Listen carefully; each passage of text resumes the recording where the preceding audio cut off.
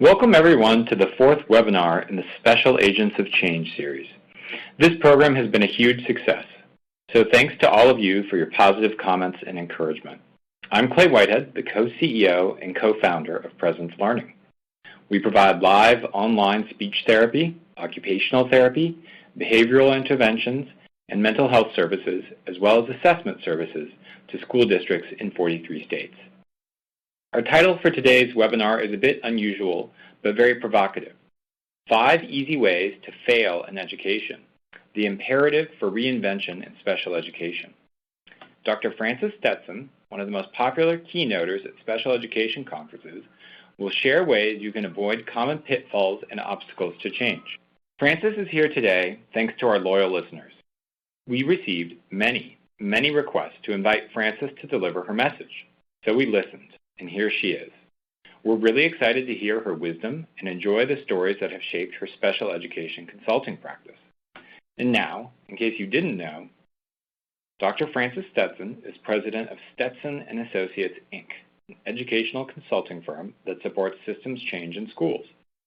She and her staff have helped thousands of school districts discover new ways to deliver high-quality services. Frances is an expert on inclusive practices, on differentiated instruction, and on leadership strategies for struggling learners. She worked for the Texas Education Agency and for the U.S. Department of Education. She has also conducted research and national training programs on least restrictive environment and inclusionary approaches to special education. Welcome, Frances, to the Sped Ahead webinar series. Take it away. Thank you, Clay, for that kind introduction, and I particularly want to express my appreciation to Presence Learning for sponsoring this outstanding series. I would be remiss if I didn't also recognize my 4 colleagues who have preceded me in this series. They are Trip Hawkins, Janice Tobin, Shari Robertson, and Marty Burns. Now, on to our topic of the day, 5 easy ways to fail in education. An odd little topic, I know, but I think it's going to bring to light the 5 points that I'm sure that we share in common, and as we look at our educational systems and our own practice and consider the kinds of things that are so important to our success, and certainly in the reverse, if they're not attended to, the various aspects of our practice that could really sink our ship, derail our progress and our mission, and really cause us a great deal more work in trying to improve services for children with all kinds of needs, especially as I speak today, all children who are special needs learners. The thing I'd like to mention before I get started, because you'll actually see this unfold in my presentation, are about 3 rules that I have for presentations that are important to me. 1, I think it's important to be original. I have thought after actually more than 40 years in education, I find that I still gain new insights and challenges to the way I understand concepts and practices that I might have been engaged in for decades. It's very important to have that fresh look, and I hope to be able to bring that, and I look forward to hearing from you and your questions at the end of this session that will also bring me some of those new looks at existing practice.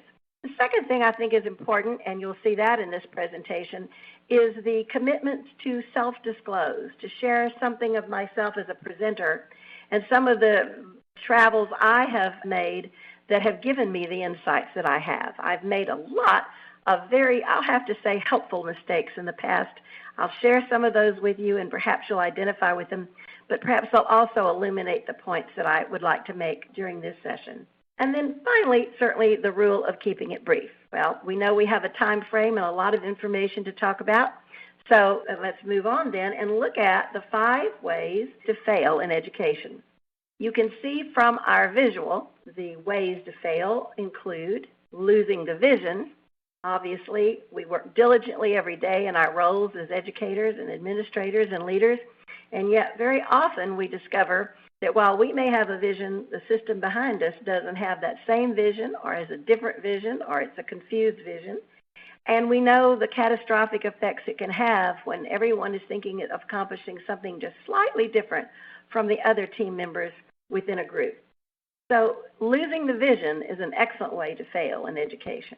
The second way to fail is to simply stop at the point at which we admire a problem. There are a lot of problems in education that we've admired over the years. We are aware of them. They've been with us always. We think, my goodness, we really have to solve that. We worry over it, and then we continue on without actually going deep enough to the strategy level and the systems level to be able to knock that problem out once and for all. And so we're going to talk about how to turn that admiring the problem into solving the problems in our work. The third one is to avoid fear. As a way to fail, I can avoid the things that I fear the most, that keep me up in the middle of the night related to my practice or my field, my leadership practices.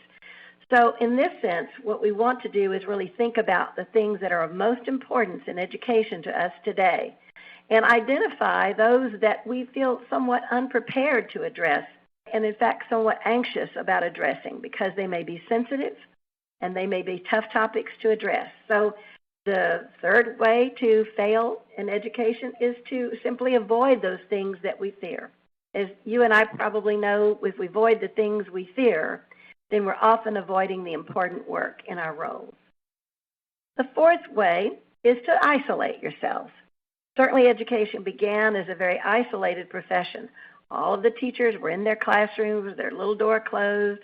We emerged, might see each other out in the teacher's lounge or on a playing field, but tended to be quite isolated in our practice. And over the years, we have seen a tremendous 180-degree shift toward being highly collaborative, being open to not only self-evaluation, but peer evaluations and learning from one another. But we still see that for some of our colleagues, we note that they continue to be more isolationist than collegial partners. And so this is the fourth of the 5 ways to fail. Let's look at the last one that we're going to conclude with today, and that is the practice of stopping the learning, stopping your own personal and professional learning. You know, in our field of education, you often hear people say, well, I am certified, I have my teacher certification or my administrator certification, and rest on those laurels thinking that certified or licensed means that I am fully qualified, without the hint of future learning that has to be in store for all of us. And so we're going to look at this last challenge as a way to reconsider our own concept of ongoing learning and that of our peers. So those are the 5 easy ways to fail. Let's go ahead and begin with the first one, which is, I think, probably the most important, and that is losing our vision. I have, as you see on the slide, there's a quotation from Proverbs, where there is no vision, the people perish. And I have come to understand over my time in working in districts, working with leaders and evaluating the quality of educational programs, that this statement is so much more powerful than I would have thought when I apply it to organizations. And I think that it's finally a great truth for all of us as leaders to ask ourselves, is my vision or our district's vision or my school's vision or my organization's vision clear to everyone, particularly of the key players and stakeholders? Is it fully understood? Do we use the same language? And are we leading our faculty and our community in the same direction? Or do we have a lot of conflict about roles, responsibilities, and what we're all working toward?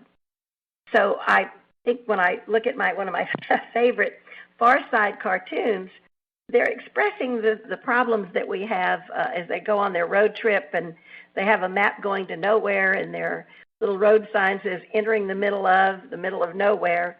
It reminds me of what can happen when we continue to build or support or allow to remain those silos in our school districts or in our schools, or those cliques or those subgroups, rather than looking at shared ownership for the mission of the organization.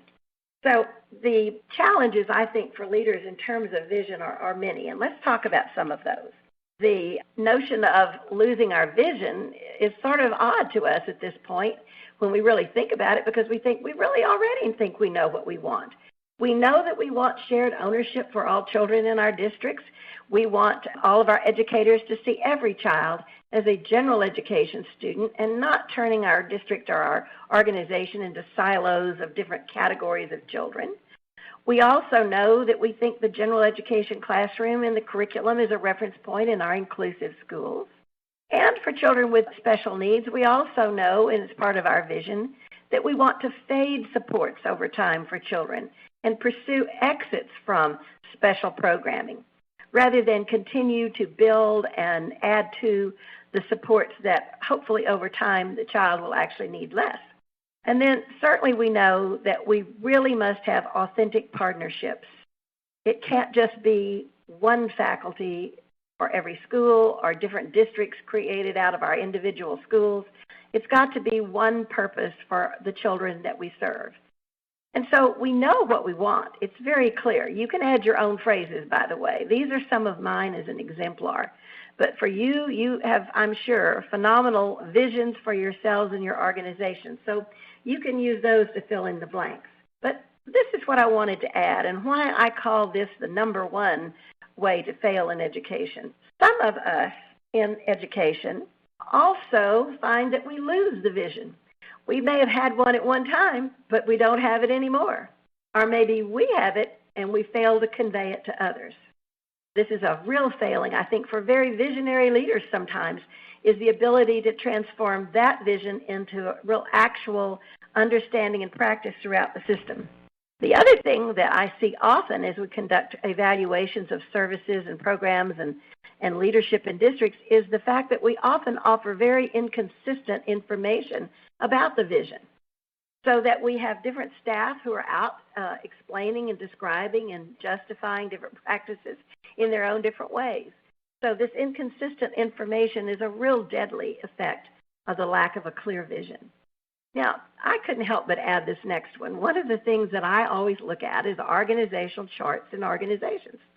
And one of the things that I find recently particularly is that the organizational chart and its organizational structure very seldom is complementary to the vision for the district itself. So that we have a lofty vision, but perhaps we've departmentalized to the point within our organizational chart that we don't have a prayer of reaching that vision because we've so splintered ourselves. So it's important to check our organizational charts for that congruity with the vision. The other thing we sometimes do is keep the vision a secret. I have a favorite question I like to ask when I go into a district, and that's to ask various people, what is the vision or what is the mission of this particular organization or school? And it's people are so honest. They look at you, their eyes cross sometimes, and they say, I don't know.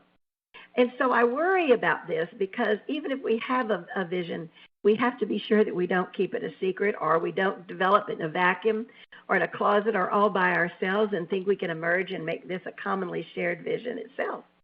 Another thing I want to point out with a vision that I think is important, and I know some folks just really don't like the word non-negotiable, but it's a very important word in this sense. You can apply any word you wish.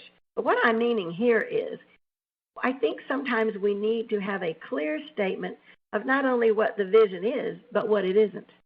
Or in order to pursue and achieve that vision, what are the things that we must see in every school or every department within the central office or within every classroom in order to achieve the vision. I think sometimes we fail to identify the non-negotiables when they exist.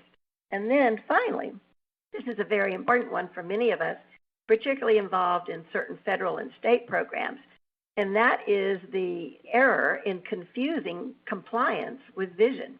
I guess for some of us, we've been so haunted by the rules of the state and federal regulations that we've been concerned that if we can simply meet all those compliance requirements, we will actually demonstrate that we have a vision for children.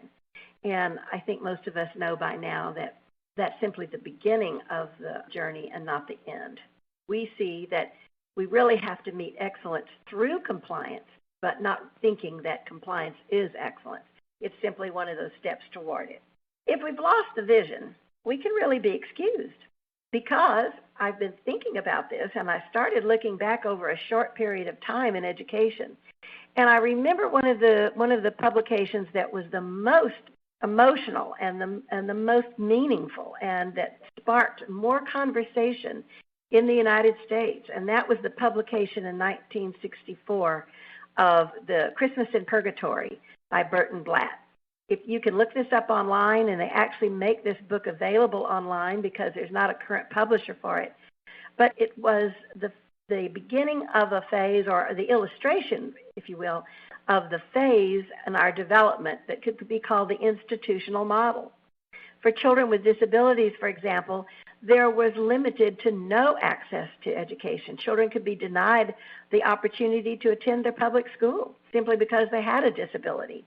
So there were no equities and there were no rights.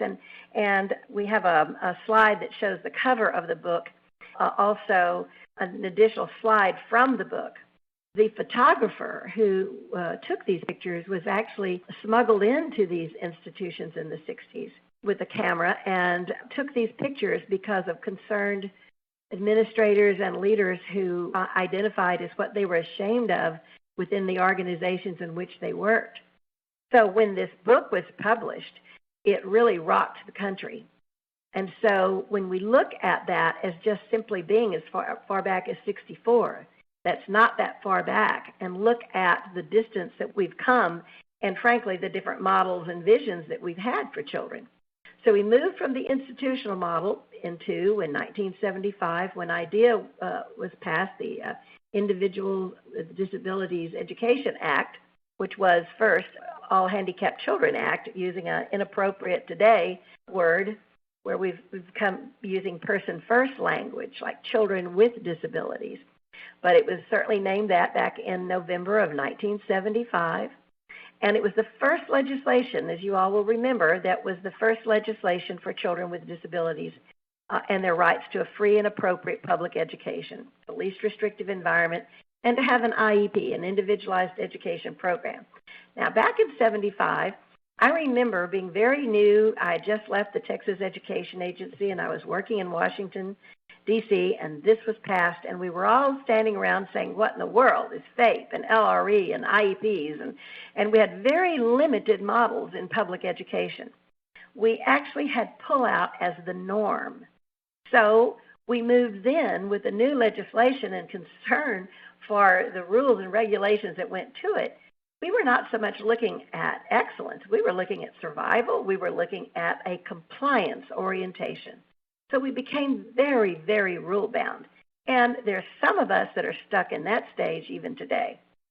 More is got to be expected of us as we look at some of these other phases of development. One I'd like to call is the third phase of this was passed in 1997 when IDEA was reauthorized because for the first time, the vision shifted. It wasn't just finding a place for these youngsters in somewhere under the umbrella of public schools, but suddenly it said, using the language of the reauthorization, that children with disabilities shall have access to and the opportunity to progress in the general curriculum.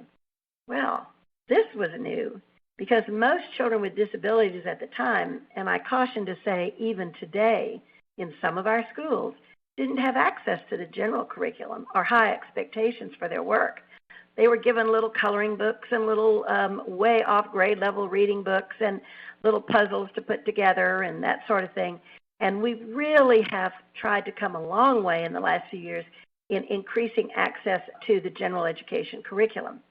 So that moved us into a phase of accountability for learning. It moved us into what I would call our basic inclusive practices because we realized that we couldn't meet that standard if we were not more inclusive and we did not bring children into the general education classroom under the education of skilled and knowledgeable teachers who understood the curriculum thoroughly.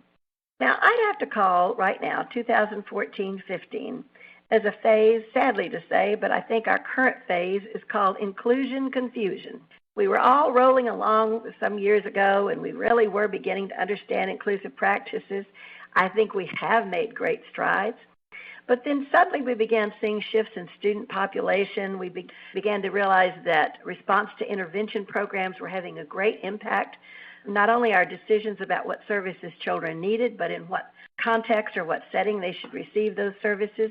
And my favorite context for RTI, a response to intervention, is that we must prepare the general education classroom to meet effectively the great majority of needs without having to refer a child on for different services if we can meet those needs in the general class. But the reason I call this last stage right now inclusion confusion is because now we're also thinking that we must close off opportunities for some of our children who may need some time outside of the general education classroom to receive that specialized support. And so we are shifting more and more of our youngsters toward the general education classroom, which is a great thing, but we're also not implementing what I would call the nuances of inclusive practice that enable us to identify subtle needs in children that should be met on a more tightly focused one-on-one, let's say 45 minutes a day, and high-intensity reading support and others. And so what we're saying is the child is either spending the whole day in the general ed class or, they're now in more segregated and more separate programs. We're seeing a proliferation of programs serving youngsters with more significant disabilities, of cognitive disabilities and physical disabilities. And yet we're actually beginning to send children into those rooms that don't belong there. They would best be served in the general education classroom. So we could be excused in our field of education and of special education in losing the vision, in the sense that we have certainly experienced a great deal of change within a very short period of time. I'm glad to say we're moving forward, making great strides, but we have more work to be done. And I do think, as we're looking at the importance of keeping the vision, this kind of sense of history is very important in helping us clarify where we're going and why we're going there and why it's important. It leaves us with a question. What, if anything, if we follow this continuum, is special about special education? So that becomes a major question for us, I think, in terms of what is the vision for services delivered to children with disabilities, both inside the general ed class and those that are outside of the general ed class, after we've made every provision to make that appropriate within that least restrictive environment. Now, a piece of data I'll share with you that most of you as administrators and leaders already well know, and that is that in the midst of our shifting vision and mission for serving children, we're also experiencing a trend related to changes of population of children. The groups that are shrinking are, if you'll notice, children with learning disabilities, intellectual disabilities, and emotional disturbance. The number of youngsters coming to our schools with those, either one of those characteristics, is actually shrinking a little, as you can see from the data. But on the other hand, we have the numbers of children along the autism spectrum and who are other health impaired have quadrupled in just a very short number of years. And so what this means to us is something very important. And that is that we have, if you'll look at this pie chart, if you'll look at 2000 to 2001, watch the shift in the change, if you will, of the students that we are serving and this change in the characteristics. So from 2000 to now 2010, 9-10, notice that the number of children with more, what we would have considered more mild disabilities, is shrinking, and those that offer us larger challenges, I think, in knowing how to program for them and provide appropriate services is increasing. So what does this mean? Let's think now about why this is relevant to us in our first practice of importance, which is not losing the vision. In the midst of not losing it, we have to now actually almost recreate a vision today, because we have to reconceptualize what special education is all about. The populations are changing. We're having increased student diversity now under the general education umbrella. And so it also forces us not only to build the capacity of our teachers in the general education classroom and our supports in those settings, but it also is requiring that we put new attention on research and effective practices for those populations, such as children along the autism spectrum, that we have less experience in serving.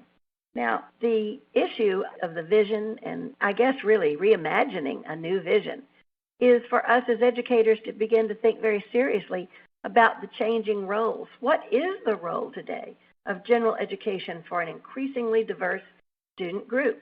Without, in the past, sending them down the hall and to the portable building, or down the street, we now recognize that we have an increasingly diverse population of children that we believe can and should be served appropriately in the general ed classroom. The second point of this, if the role of general education is changing, what now is so special about special education today, and how do we articulate this?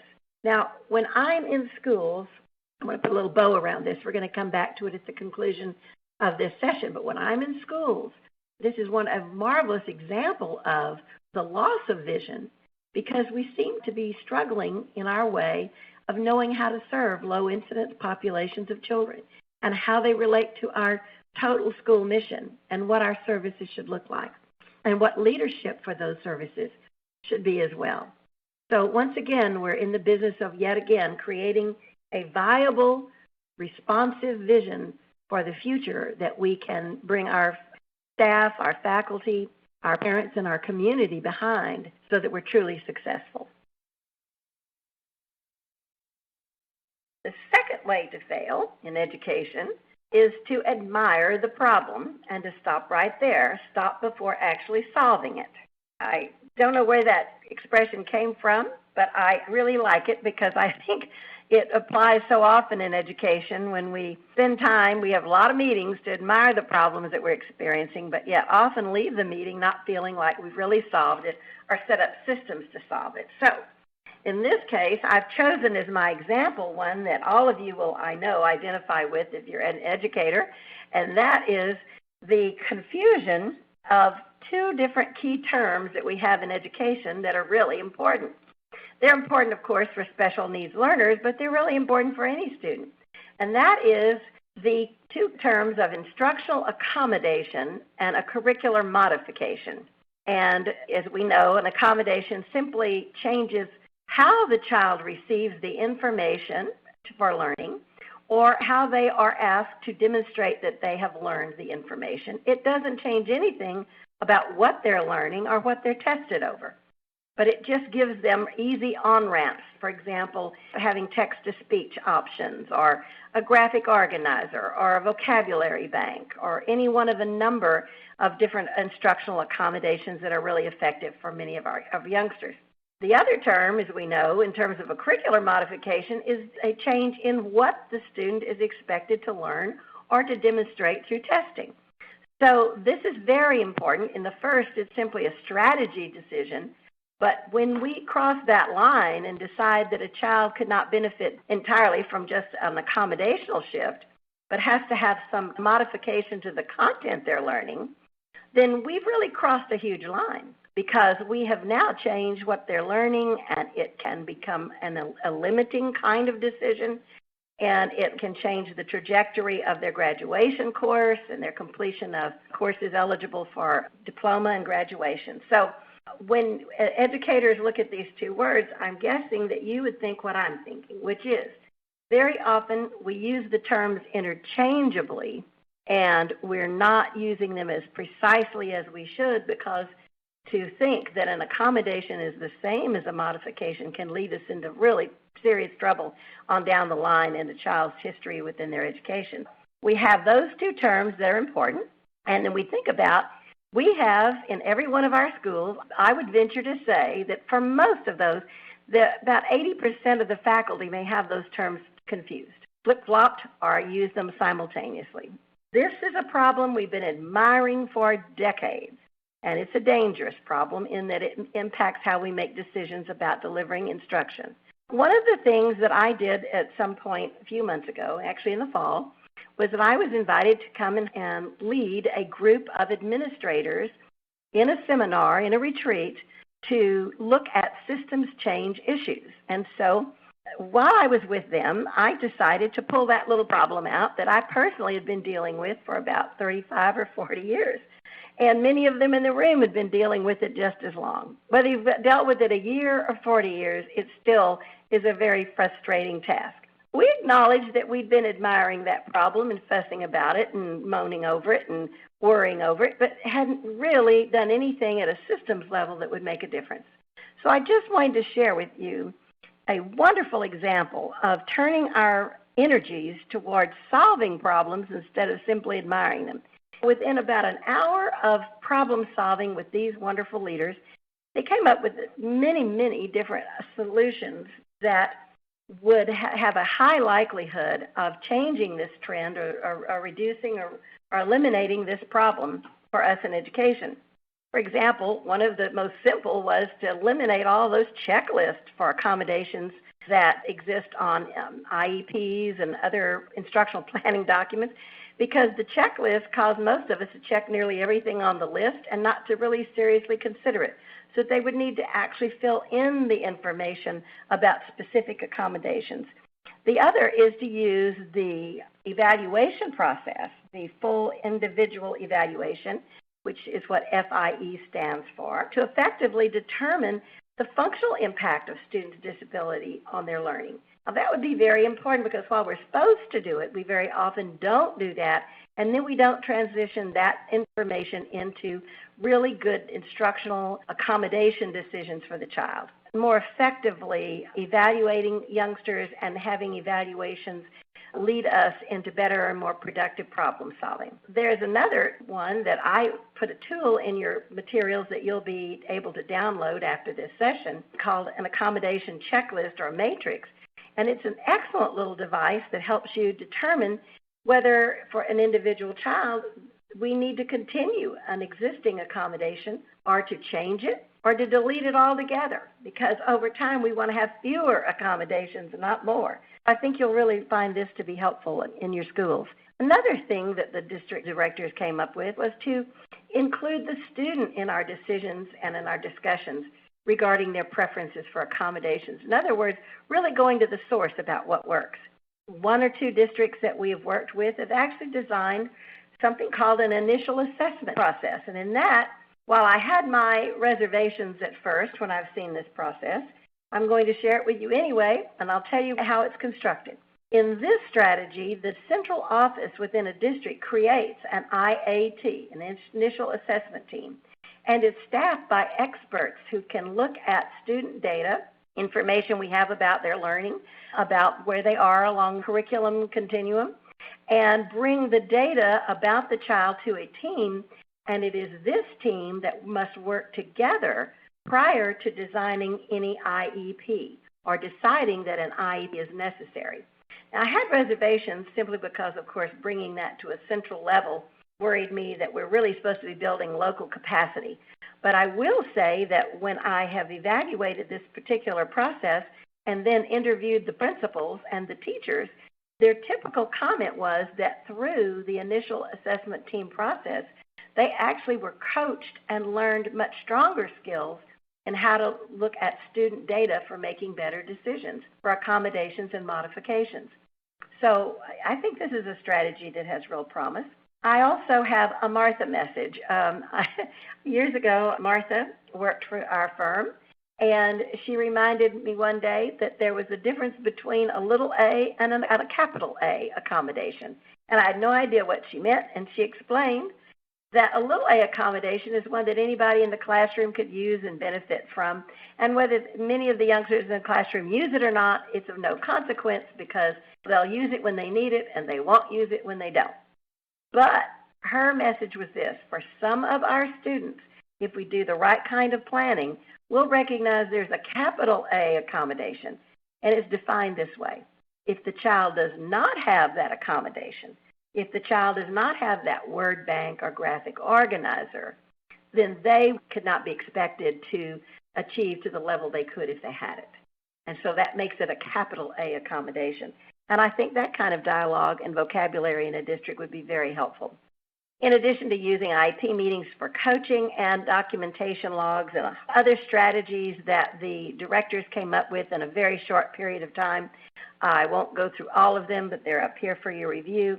But what was exciting to me is that finally we had an intractable challenge, that of confusing and using interchangeably two words that have a real impact on students and their future and their success, and actually putting in place a number of systems level strategies for redirecting that so that we're using those terms appropriately and we're making better decisions for children. So that's simply an example of stopping the process of admiring the problem and just rolling up our sleeves and getting busy and solving it through some systems-level approaches. Now, as you're thinking about this, do you have other intractable challenges that you're facing that maybe you've seen the system admire for way too long, and it's time to begin to address them very directly? If so, think about the power of moving to action-oriented approaches for systems-level change. One of the intractable problems that I can think of is the disproportionate representation of minority children in special education. I think that's one that most of us would agree, whether it's your district or another one down the street. This has been one of the most consistent and persistent challenges that we have in education. Well, that kind of leads me to my third way to fail in education, which is avoiding fear.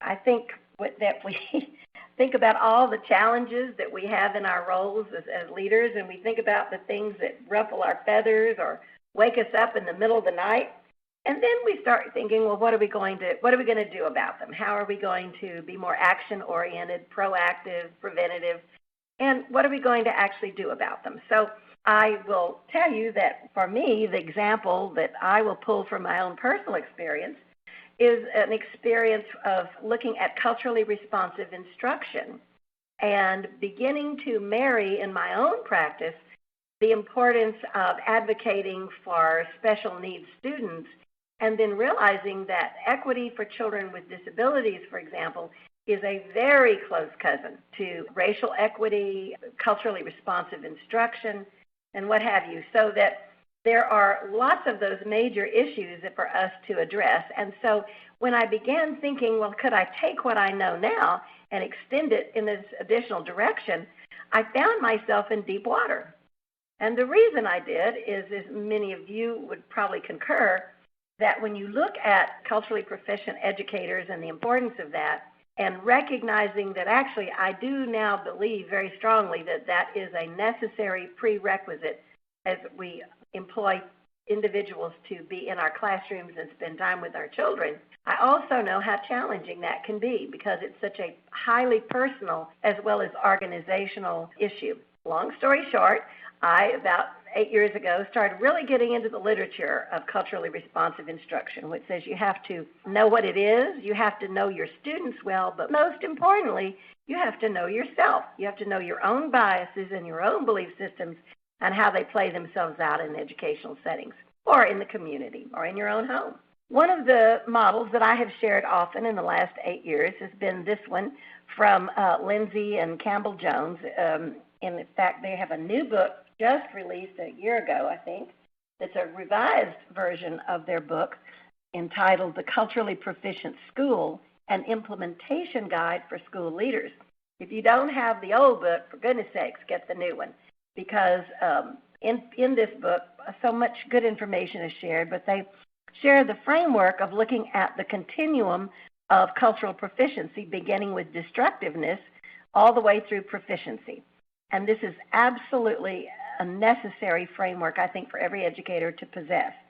And so I've been looking at this framework and calling it to my audience's attention and talking about, as you look at moving from destructiveness, an individual who would really wish to do away with the culture, to the incapacity, which is putting limits in your own mind and levels of expectation for children and adults on the basis of a disability or a race or a culture or a language, all the way up to the concept and the midpoint of saying, oh, I don't notice any difference in terms of race or color. We all look exactly the same, which has now a wonderful label called cultural blindness. And then moving up through pre-competence, then competence, and finally proficiency, which is, in my mind, just increasingly rich, informed levels of knowledge and means of expressing oneself and including others in the educational experience. With this as a backdrop, this is something that I just became so fascinated with and saw every time I turned around a way to apply this model across our educational system. And then, while it's an old article, I'm giving you the link for this in the materials you'll receive. There's a wonderful article by Peggy McIntosh entitled White Privilege and Male Privilege. And she talks about white privilege, and this was a huge point for her and for me too, that it's like an invisible knapsack, that when you are white, you don't realize it, but in our culture today, in the United States, and in many other cultures as well, it's like a way of giving you the secret passwords or passcodes or what have you to being able to have access to loans at the bank, courteous treatment at the dry cleaners, and a whole variety of different special opportunities that seem to surface if you have white privilege. It's really talking about the inherent advantage of being white in our world. I've put something that the author of this article shared that I think is very powerful. In her article, there's a phrase I'd like to just read to you. She says, "As a white person, I realized I had been taught about racism as something which puts others at a disadvantage, but had been taught not to see one of its corollary aspects. White privilege actually puts me at an advantage simply by being white." So I have this exercise, which I'm putting up on the screen, that she proposed in her article. If you have your entire audience line up at the back of the meeting room and you tell them that their instructions are to take a step forward if they identify with each of the items you're going to read aloud. And if they do, they take a step forward. If they don't, they stay where they are. So I'm just going to put these quickly up on the screen. For example, I'll read one or two of them. If I should need to move, I can be pretty sure of renting or purchasing housing in an area which I can afford and in which I want to live. I can be pretty sure that my neighbors in such a location will be neutral or pleasant to me. So you can look at the various descriptors that would be read aloud, and we would ask the audience to step forward if they identify with that descriptor. Well, when you look at this list, one of the things that you can infer from this is what happens within about 10 minutes. Who do we have still in the back of the room, and who has moved all the way up to the front? You can see that primarily our minority audience members will be in the back of the room, and those white audience members will have moved to the very front of the room. It begins to make an interesting proposal for all of us to consider about the real role of white privilege as it relates to cultural proficiency. Now, I'm not going to read this out, but I'm going to tell you I have a wonderful set of resources that are not mine. It's from an article that was included in a book entitled White Privilege. And the article was written by Robert Jensen, and he's very well known in this area. And I simply want you to see these statistics to show you that you can look at white privilege and then have mixed feelings about it perhaps, or think perhaps that you don't agree with it until you start looking at the outcome data.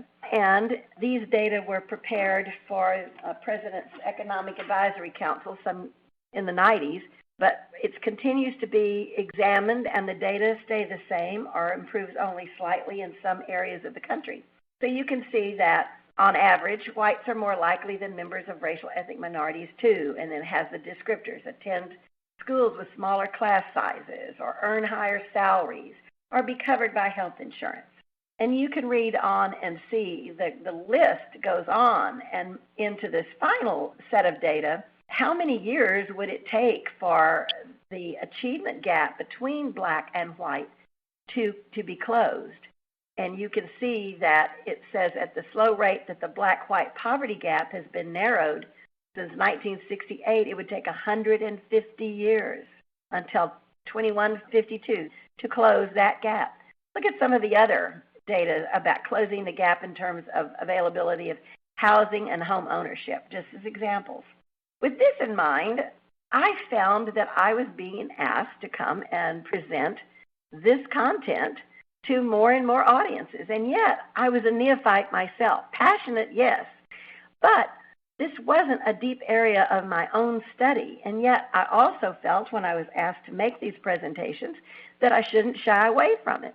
Therefore comes in the rule about the quick way to fail is to avoid fear. Well, I embraced my fear, and I was a nervous wreck. And I went on to look at white privilege with audiences throughout various parts of the country. And I was, as I mentioned, I was anxious. I was not sure I was prepared. And Sometimes the body language would tell me very quickly that I was not being well received by my audience. So my fears were, I don't know much. Will I even use a word choice that would offend unknowingly? I even questioned my own motives about why I was finding it so important to personally present on the topic of culturally responsive educators or culturally proficient educators. And then I worried, well, would I create more problems and misunderstandings? So I had a choice. And I could decide to avoid that fear and simply turn down those speaking engagements or opportunities to talk about it. Well, one of my last speaking engagements on this topic, I remember the body language was pretty scary because I don't think I'd made many inroads in thinking with my audience. And so that night at the hotel, I didn't sleep very well, and I was thinking about it. And the next morning, I happened to see one of the people in the audience. She was a young, beautiful black woman who sat and listened to every word. I remembered her at the time. And she waited the next day until my audience was completely gone from the building. And then she came up to me, and she said she wanted to thank me. And I didn't know what she was going to say. I thought maybe she would tell me what was wrong with my presentation so I would know how to fix it. But instead, she said, I want to thank you for what you said. Now, because of what you shared with us yesterday, I have something that I can explain this to my two daughters at home. After she left the auditorium, I sat there for about 20 minutes, and I began thinking that even though I could have made the mistakes I feared I would, that I'm really glad that I embraced that fear and I moved through it. And I think that it's our work as leaders is calling on us more and more often to speak up and talk about the issues that are of great importance in our schools. And they're not all comfortable. And in fact, some of them are immensely uncomfortable. And they're uncomfortable for ourselves and they're uncomfortable for our audiences. But I do believe very much in the wisdom of including this as one of my lessons learned in the past few years. Instead of avoiding fear, I choose to embrace it. And I ask my audience to think for yourselves. I know you do this on a daily basis, and I salute you for that. And I guess I challenge all of us to continue to look for those aspects of our practice that ask us to embrace. To make this a little lighter, I found a really cute cartoon that the little gentleman says, I think, therefore I worry. Fact is, we're all going to worry about it anyway. Let's get out there and do something about it. And that kind of brings a close to my notion of instead of avoiding it, let's embrace fear. Isolate yourself. What a concept. As strange as it seems, you and I know that we have a number of our colleagues who are much more comfortable, I think, being isolated or held a little separate from their colleagues. I hear often my colleagues saying things like, but I know we're supposed to collaborate, but it takes so much time, and I don't have time to collaborate. I'll take a pause here and really commend the work of two of my colleagues on the subject of collaboration that you've heard in the earlier segments of this seminar series. Shari Robertson and Marty Burns talked about the importance of collaboration. So I'm actually doing the same thing, except I'm talking about the importance of not isolating yourself. So let's look at this as a current challenge that we have in our own practice as educators. I do think certainly it's an adult choice. We have our own choices about the way that we relate and how we relate to others and how we see ourselves as an educator.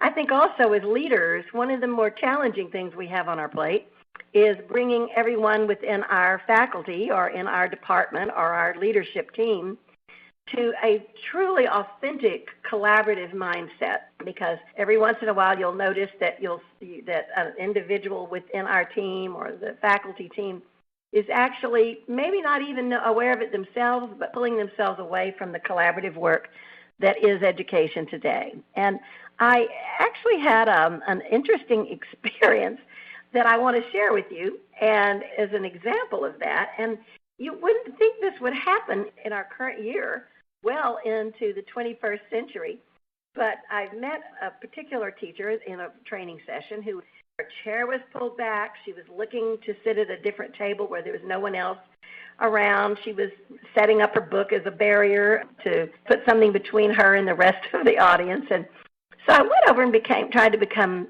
acquainted with her and see if I could help. And so when she introduced herself, she told me that she was a culinary arts teacher. And I had to think about that a minute because in my day it was called home economics, but I got it. And so we were talking, the topic was inclusion. And she was attending a workshop with me on inclusive education. So you would think that we were there to look at how we would effectively include children with special needs or disabilities and others in her culinary arts classroom. But she explained that she had a terrible problem, that she was really worried about the children and really she wasn't used to serving those children, and that she knew that she even had a student whose dream was to be a chef. But she said the sad thing is the child is in a wheelchair, and she said she'll never be a chef. I kind of tilted my head and thinking about this, and she goes on to say, it's dangerous in the kitchen. So I'm not in mine very often, so I asked her what she was thinking, and she said, well, all those knives, and that she teaches a number of hours of her course involve the use, sharpening, and proper use of knives. I said, well, I would think that your student could enjoy the class and could learn how to properly use knives. I can't imagine why not. Oh, no, she said, it would be too dangerous. So she said, instead, I insisted that they send in a paraeducator with this young lady, and I seat her way across the classroom, and I give her paper napkins and plastic cutlery, and I have her wrap a knife and a fork and a spoon in a napkin, and we ask for her to do that all day, and then she can undo it the next day and start all over again. But she said that's safe. So I'm standing there thinking, how in the world do you convey inclusive mindsets to an individual that has, in her mind, extremely valid reasons for excluding that young lady? And I also noticed that her facial expression wasn't as positive as I thought it should be when talking about the challenges of working with this young lady who really wanted to grow up and be her. She wanted to be a chef. I thought about our gut-level reaction sometimes as a leader and for those that we're leading that really relate back to the whole notion of isolation. And I'm going to say something that I wouldn't have said 10 years ago or 20 years ago, but I will say today. I really think that if you want to talk about a non-negotiable today in schools and for leaders must be that the members of our education community are highly collaborative, skilled in collaboration, trained in it, and jump headfirst into opportunities for collaboration. Because isolation is one of the real negative aspects of the potential of a school climate, in that we have faculty members that don't share something they've just read or a new strategy they've tried, or we have an assistant principal who's cautious about going to the principal or another assistant principal and asking for some guidance in terms of leadership. And so I wonder, and I will say it directly, if we shouldn't say that the ability and willingness and joy around collaboration shouldn't be a prerequisite for educators. And I think we also have to be honest about another thing.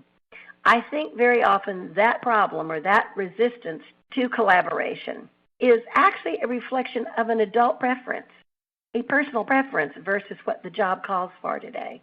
And so we are starting in our work to call attention to this as a necessary aha for every educator to understand, because with that isolation, we're really going to reduce the impact of our work together. It actually reinforces, if not a dual system, a triad system, or 3 or 4 different silos in the same system. And more than anything, we have losses for students. In the example of the culinary arts teacher, her budding chef lost. But I can't help but think she did too. And so what are the leadership strategies around building that collaboration when, quite frankly, part of that is an adult personal preference? And so I commend you for the challenges that you have ahead of us. And I also think that we have to share, and I'm so pleased that there had been a prior session on the importance of collaboration and strategies to achieve it, because we have to really watch for that isolationist and their impact on the educational scene. Our last topic, or way to fail in education, is to stop learning. Now, this actually has a very important cousin to this concern. And I have to say, when I look at professional learning in our schools today, I'm already worried. I am seeing that I think because of budget cuts a few years ago, we kind of lost our way in terms of really carefully assessing what professional development needs there are in our schools, providing multiple ways for adults to meet those needs for learning and acquisition and application of skills. We have really started going back to a very brief little menu of sessions for our educators to attend or for us to attend as leaders. And that's another reason that this seminar series is so vital, is it's another one of those creative ways to bring learning to the adult audience. A wonderful book by Bruce Joyce and Emily Calhoun that's entitled The Models of Professional Development is really helpful in helping us look at the states of growth on the parts of individuals. And so they have 4 really interesting categories of learners or individuals. And you can see on the screen that they are the gourmet omnivores. They are the learners, the learners who are proactive. They look at the skills they need. They go out and look for innovative ways to learn. I think our audience is made up of gourmet omnivores. They jealously guard their professional time. They make certain that learning is a part of their calendar and a part of their schedule. They seek out really cutting-edge information. And what I also like about the description of the gourmet omnivore, which makes up only about 10 to 15% of all educators, is that they also easily incorporate what they're learning into their own conceptual framework, which is, as we know, very important for us actually using what we are learning. So then the other category, which is not too bad either, it's actually a real close cousin to the gourmet omnivore, but is the active omnivore. It's an active consumer. And this person, too, is active in seeking out good learning opportunities. The only distinction between these 2 categories of the gourmet and the active consumer is the amount of zeal that they apply to the effort of identifying and utilizing quality professional development experiences. But now on this other half of the continuum, we don't want to be one of these, and we have a number. In fact, the Joyce and Calhoun book suggests that passive consumers of learning make up about 50% of our group of educators. And that is within a passive consumer. And not only is the largest category, but there are people who are actually really dependent on their professional and social environments for the opportunities to grow. In other words, if the school offers the professional development session, and it's actually maybe even nicer, it's required, so I have no reason to have to question whether I go or not, then I can passively sit in my seat and enjoy the ride. And I'm not really so committed to probably the application of it either, but I am sitting in the room and I am taking notes. And then luckily for us, there's only the 10 to 15% of the total group that could be called reticent consumers. And they actually are the folks that push away opportunities for growth and can actively discourage others from wanting to learn too. Now, I always notice that every once in a while I have an individual with a newspaper at the back of my training room, and I now have a new word for them, reticent consumer. But when you look at these different states of individuals, what our challenge as leaders has become is that we must try to develop not only systems but opportunities, options, rich options for application and coaching, but a really rich professional development system, a system that creates what we've always talked about as the ideal, which is the lifelong learner among our educators. And so this becomes, I think, one of our biggest challenges today, is realizing that just because in our first habit of building a vision and disseminating it widely throughout our system, that vision has to be backed up with productive and effective learning opportunities. And this is a major challenge for us. So one reason that I really like this model in terms of looking at the different types of professional growth explorers that exist in our education community is that it also reminds us, too, that there are long-term effects of these type of learners in our school. And what I loved about the quote in the book, which I hope you'll read, it's just excellent, is that this is reflecting not only of their professional face, but their personal approach as well to learning. because we know they're both sides of that coin for our own personal learning. And many of the things that I believe that leaders bring to their experience and to their responsibility is that passion for learning and the way to apply some things we may have learned from a very personal level into our own profession. And so I think this is a very helpful model that we have here for looking at states of growth of individuals. And then I've included for you, and all of you I know do this, you're the little poster children for this, but what to do about it, how to be sure that we not only ourselves personally are these types of learners, but that we're building those in our colleagues, and that is to look for those exciting and dynamic professional development opportunities that may be offered in ways that are outside the box. For example, this Sped Ahead series has over 40 hours of really great presentations for free for all of us that's available to the Presence Learning website. So just this series alone, and I'm eager to incorporate my learning from the other 4 participants into our thinking, represent a newer, out-of-the-box, more flexible, more responsive model for learning for adults. I've put up some of my own favorites here. There's some pretty basic things here, and I worry because when I give this list of, for example, subscribing to 2 or more professional journals, I have a high number of people in my audience who come up and ask me, what professional journals? What are their names? I certainly think the research that we have to do in our leadership roles is another aspect of our own learning. And also, I think now I've heard so often, and you have too, people standing up and saying, experts say, or the research says. And I want to highlight my bottom bullet there. I think for us, in creating this climate, we have to recognize that our personal opinions are not necessarily as valid and compelling as juried research studies. And so we shouldn't just throw the phrase research says or experts tell us without having our citations and having a really good knowledge of what we're talking about behind it. And so these are just a simple list of a variety of things that we recommend. But see, you're already the learning omnivore, the gourmet omnivore, because you are already participating in something that's really, hopefully for you, and on my part, I hope you found today to be exciting and interesting, thought-provoking, and helpful to you in your own practice. And as I close this and turn it back over for Clay to take on the questions, I want to say I'm looking forward to your questions, and I hope that you will access the resources that we're providing for you through links at the conclusion of the session. Thank you, Frances. That was an incredibly engaging session. You certainly gave us a lot of food for thought and a lot of things to bring to our own practice. So thank you. And it's no surprise with you speaking that the virtual room here is jammed today. We've had thousands of sign-ups, and we probably have just as many questions, just looking at the list here. So let's dig right into the listeners' questions. The first one is around full inclusion. Here's what they say. Full inclusion is one of those things that seems impossible to do completely. Given that, what are the most important steps that we can take to move toward that goal?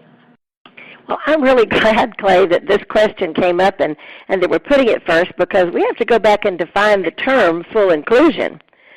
One of the things that we have to understand is that term is actually going away.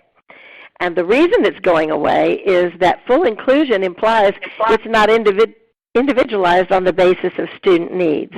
So I would agree that it seems impossible to do, and it's actually not very student-centered. So if we define full inclusion as everyone goes into the general education classroom 100% of the day, then I think we've overstepped the boundaries and moved away from what some children need as some time outside of that general education classroom, but that we have to really make certain that we've done everything we can do to make the general education classroom appropriate, if at all possible. Well, that certainly resonates to someone who had to spend some time outside of the classroom growing up. Yes. Yes. So the terms, this is another question on terms, and terms are really important here, right? So the question is terms, co-teaching, and inclusion. These are being used interchangeably in many conversations. Are they the same strategy for special education, or are they different? Well, I really think this is one of the problems that we're currently having in some implementation in some of our schools, is that people have used the term synonymously, that if you're implementing inclusion, you're implementing co-teaching. And thankfully, inclusion is a much broader concept. And co-teaching is one of the options, but it's not the only option for ways to support students in the general education classroom or across the continuum. So we've got to really look at co-teaching is actually it's an excellent model, and we use it a lot, and we want to use it because in inclusion you want the adults to follow the students as we include more students in the general education classroom. But if we use that exclusively, we are actually in danger of over-supporting a number of kids who truly don't need the two teachers in the classroom, both of them assuming an instructional responsibility. It may that they need support 3 days out of the week inside that general education classroom, or maybe even more simply, that they just could benefit tremendously from having really good accommodations waiting for them in that classroom, in the general ed classroom, so that the teacher has those accommodations and scaffolds ready to integrate into her or his lesson.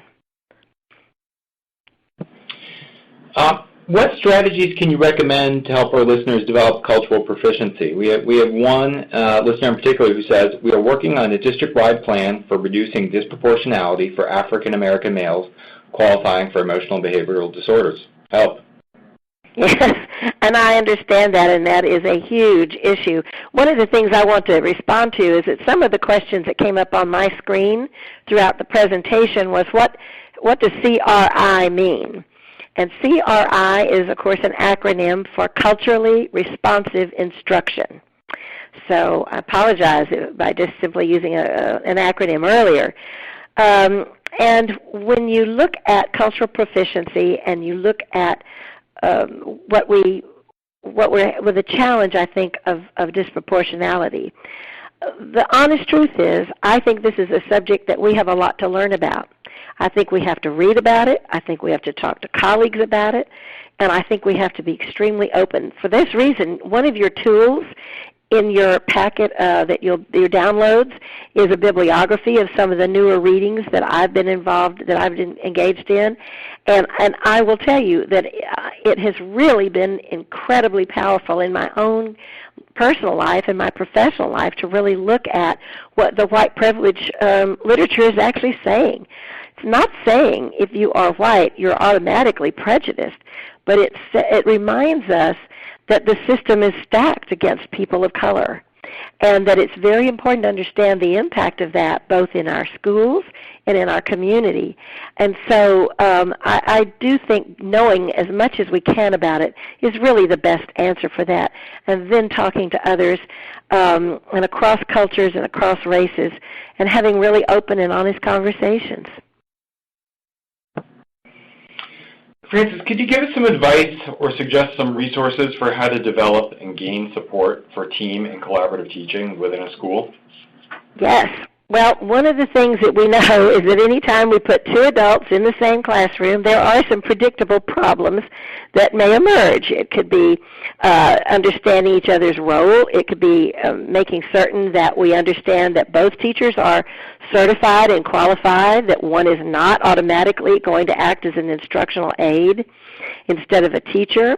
There's so many of those predictable issues, and it's our belief that you need to identify what those are and really address them, and do that before your collaborative teaching partnership starts. I'd also want to recommend anything written and published or videoed by Marilyn Friend. Dr. Marilyn Friend is our nation's, I think, leading expert in collaborative teaching. And one of the things that I find important when I go into classrooms where it is collaboratively taught is that sometimes we have a model where the one teaches and the other observes, or one teaches and the second teacher assists in a very very simple kind of a way. And in fact, we've actually coined one of our own phrases, sometimes we have one teach, one sit. So one of the things that I think would be the most helpful is for the anyone who is engaged in class support, whether it's co-teaching or something less formal, is to get in touch with and learn about the 6 models of co-teaching. And you can really find that if you just Google it on the web and any of the materials by Marilyn Friend. But when I go in a classroom as a second adult and I'm to share that classroom and share instruction, if I don't know about all the different models or the different ways we can do that, for example, dividing the classroom in half, and I can do parallel teaching, or we can, because we need some smaller group interaction, or we can do station teaching, or any variety of other kinds of models. We have to have those in the back of our minds as we plan those instructional options in the ways that we're going to deliver our teaching to the youngsters. And of course, I do want to end with one thing for this question. One of the things that I think we have to be really mindful of is there are tremendous rewards for all the students in the classroom, in a classroom where there's more than one adult. And there's the great rewards for the teachers. Teachers ultimately, after they get past the implementation issues, report a dimension of stress, the loss of stress. They're more relaxed. They have a partner in the classroom. If they have to be ill one day, there's somebody who knows their classroom. So the tremendous advantages. And I just think that one of the things that we have to deal with more than anything is our own adult issues when we are faced with the opportunity to serve in a collaboratively taught role. I think that's great, and so many times it can be hard to even realize that you're even focusing on the adults facing the issues facing the adults and not the issues facing the kids, right? Because we have to think through things logistically and practically. So it's important to keep the right focus in the right place. Here's another question. Differentiated instruction is one of those things that sounds great, but doing it is another matter.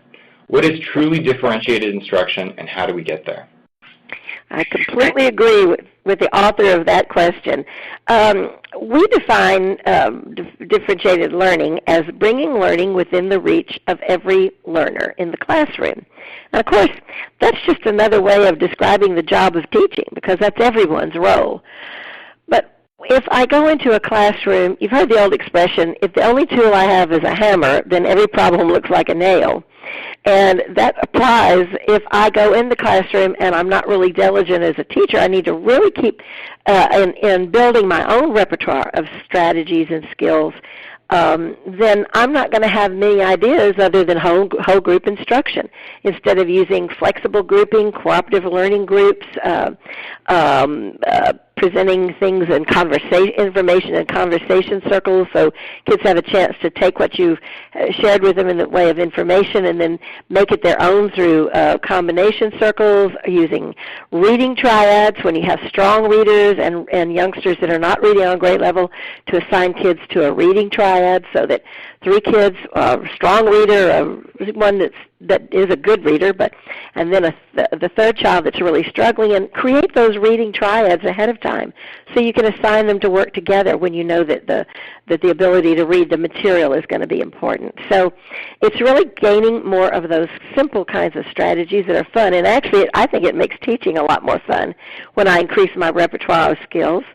And then I think our school districts need to pay real close attention to working with teachers to coach, to model some instruction, and to sit down and really work with teachers and say, you don't have to learn it all at once.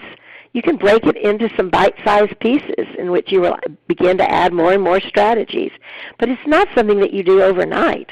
And then, of course, reflect on your own practice as teachers so that we have a chance to really talk about how that's working for me, where I'm experiencing difficulty, but overall the incredible advantage of differentiating instruction rather than delivering something that we decide one size fits all is so worth the effort and the energy it does take us as teachers to expand our comfort zone in teaching.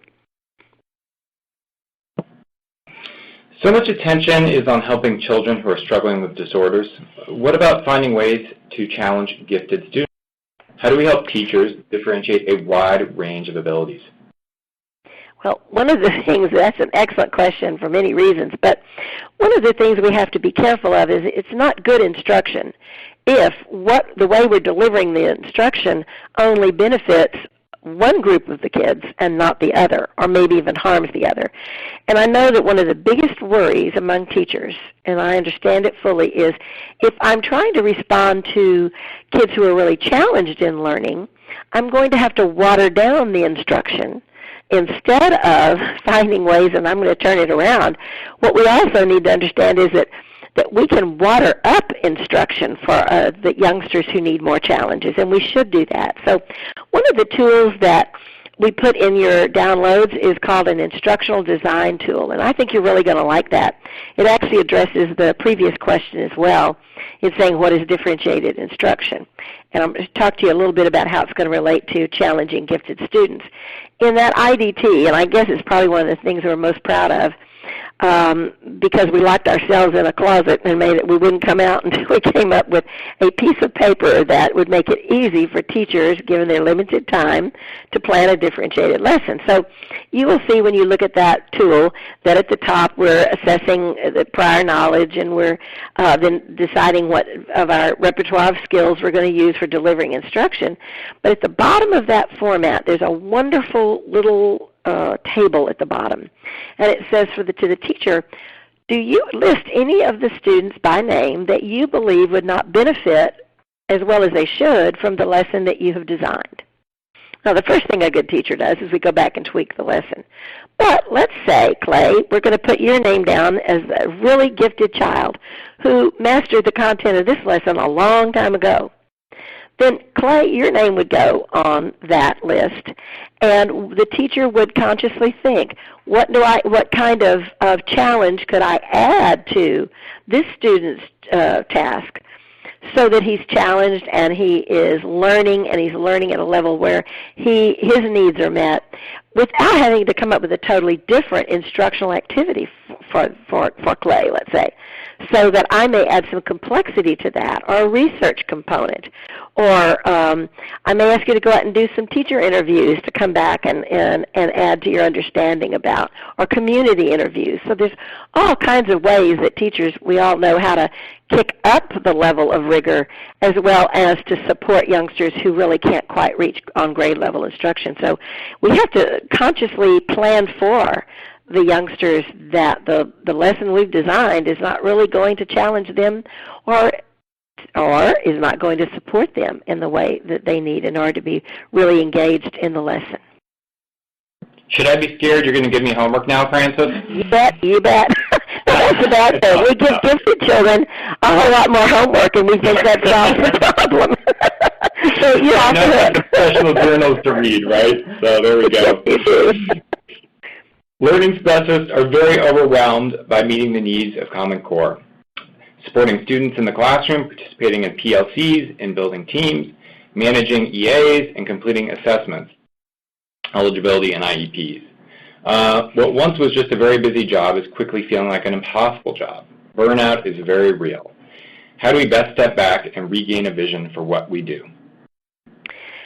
Well, I know when people listen to my presentations, I'm always talking about things we need to do and do better, and I worry about that sometimes because I think there's so many things we do right. And I think one of the first things I'd say is that all of our learning specialists and others in those kinds of roles all of us actually, need to stop for a minute and say, you know what, I'm doing a really good job. I care about kids. I'm really working hard. I'm doing a really good job. But I really do think that we have to, sometimes we never, that didn't sound good. Sometimes we don't abandon the things that we no longer need to be doing. And so we just add jobs and add roles and add ways to accomplish a task. And we don't do what I think Larry Lazat used to refer to as organized abandonment. I mean, doesn't that sound wonderful? Organized abandonment. What can I take off my plate that is no longer that effective or that useful? It takes a lot of my time and keeps me away from the important tasks. So I recommend all of this. It's all like closet cleaning. At least once a year, look over our roles and what we're doing and which of those things are really paying off for our role in our kids and which of those are simply distractions. And then and ditch them if you possibly can. Sometimes we can't, but many times we can. And then I think another thing that leaders need to do, as well as teachers in their own classrooms, we know, but we have to attend to the morale and the climate in our schools. My husband used to have an expression I thought was kind of cute. He'd say that when somebody was really down, he'd say, well, they really have an empty bucket. And a lot of people have empty buckets in our schools. We have to find ways to fill those back up. Reward, recognition, appreciation, and being mindful that we can't give an individual in our schools a role that cannot be done within a reasonable period of time or within reasonable resources. We may have to look at restructuring something. So I love the question. It's one I need to practice myself. What creative ways can you recommend to improve collaboration when there isn't common prep time between special educators and general educators? Okay, this is one of the most typical questions, and it's really good. And I'm going to start by telling you that you should go online and search for planning time options or planning time strategies, because there are thousands of them. But let's talk about the real problem. One of the things that we look for as we're looking at planning time is we look for the ability and our access to a common planning period. In other words, my planning period is fourth period and yours is fourth period, and we put that in the overall master schedule so that we know, since we're sharing students, or I'm coming in your classroom to support instruction, or I'm serving students perhaps outside of the classroom that need to be fully aligned with your content and curriculum. Well, the first thing a really good principal does is they look to see who needs a common planning period, and they put that in first. But then the reality is you cannot have a common planning period with everybody that you really need to collaborate with these days in education. So we've coined another phrase. If you can find common planning time, perfect.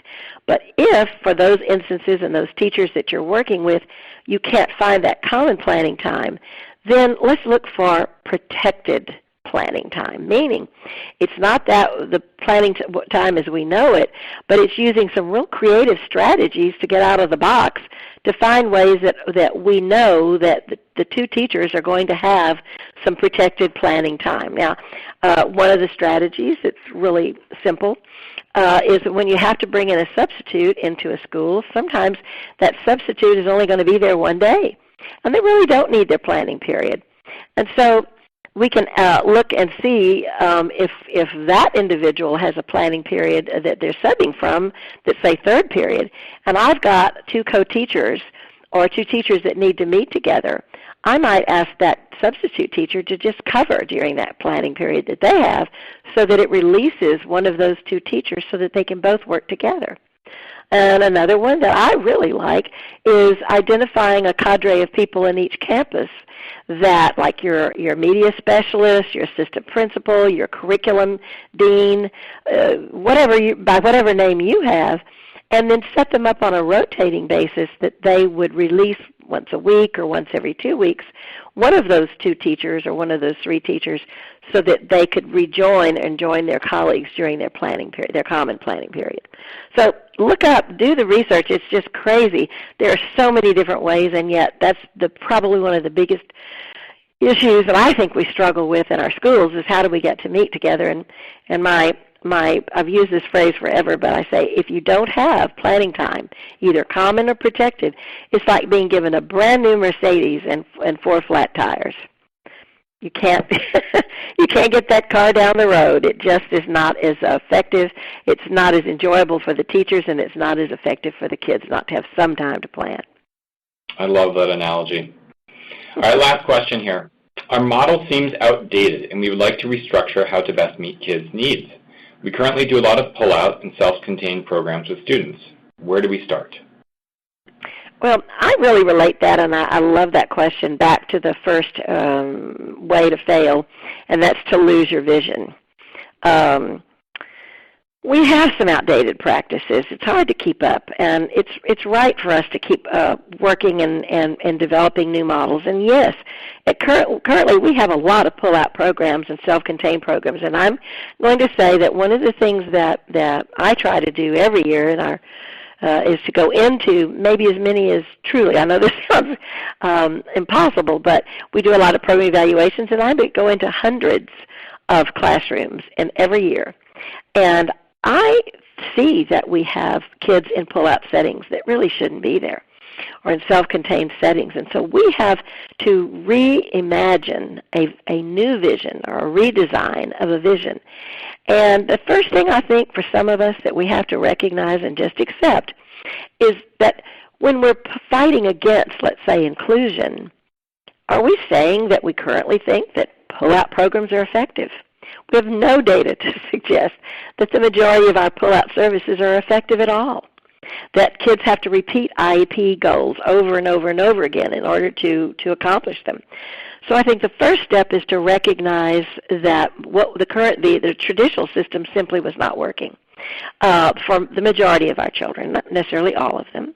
And then I think we have to get really in touch with how powerful and important inclusive practices are. It's research-based, it's reasonable, it's not an all-or-nothing proposition to be more inclusive.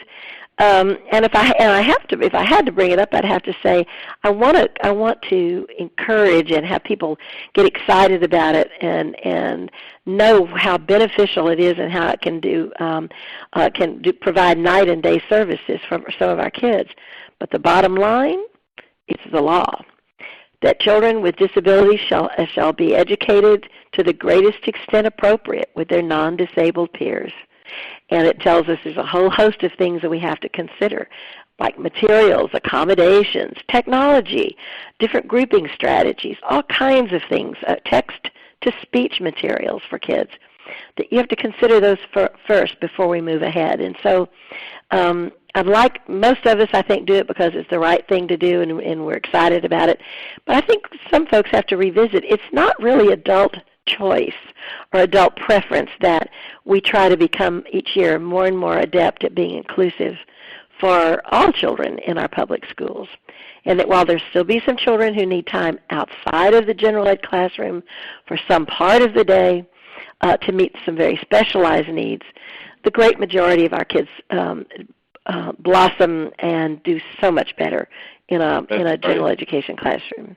Thank you so much, Frances. Unfortunately, that's all we have time for, and there are just dozens and dozens and dozens of questions that we are not getting to.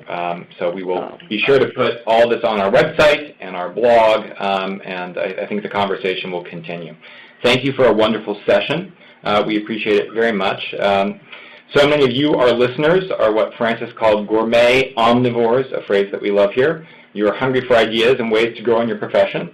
So check your email from us, and you'll find a link to some really great resources that you can use to continue your professional learning. You'll also receive this information as part of our post-webinar email to everyone who attended or registered. We really appreciate our presenters who go the extra mile to be sure you succeed, and Frances has definitely done that here. The next announcement is for the school psychologists, social workers, special education teachers, SLPs, OTs, and all those who might be considering telepractice. Presence Learning is offering a free webinar Wednesday, May 27th that covers everything you need to know about this exciting career option. You can register now at plearn.co/go-independ. Excuse me, plearn.co/go-indep, as in short for independent. We have flexible, full, and part-time opportunities available now, and we would love to hear from you or your colleagues. I also want to be sure that everyone knows about a special bonus webinar we've added to our spring series due to the amazing response that we've had from all of you. Dr. Barry Prezant will be here June 16th with new insights and approaches for helping children with autism. Barry is one of our most popular presenters, although I think Frances is going to give him a run for his money. and one of the world's most respected consultants in areas of behavior management strategies for students who have neurodevelopmental disorders. Barry also has a new book coming out from Simon & Schuster that we will be thrilled to announce during the webinar. We invite you to join us for this final webinar. You can register at plearn.co/change-2015. That's plearn.co/change-2015. You'll be getting an email with your certificate of attendance and links to the recording of today's call. I know that each of you and all of your colleagues really benefit a lot from this content that's put together here, and I want to thank the team that worked so hard to put these slides together, and I want to encourage you to take the time to share this material more broadly. For the SLPs who are waiting for ASHA CEUs from this webinar, we will be submitting your attendance information to ASHA right away. We ask for your patience, as it may take as long as 6 weeks for ASHA to update your records. In closing, I want to tell you how much we value your good work and how much we appreciate your participation in these Sped Ahead programs. I encourage you to dive into our amazing archive and take advantage of the countless hours of great advice from some of the world's greatest change agents. And be assured that everyone at Presence Learning is committed to helping you discover new ways to provide the best special education instruction to help you unlock the potential of every child that you serve. Your feedback on these webinar programs is important to us. At the conclusion of today's program, you'll be directed to a feedback survey for today's webinar. Please let us know what you thought about today's program. Thank you so much, and have a wonderful day.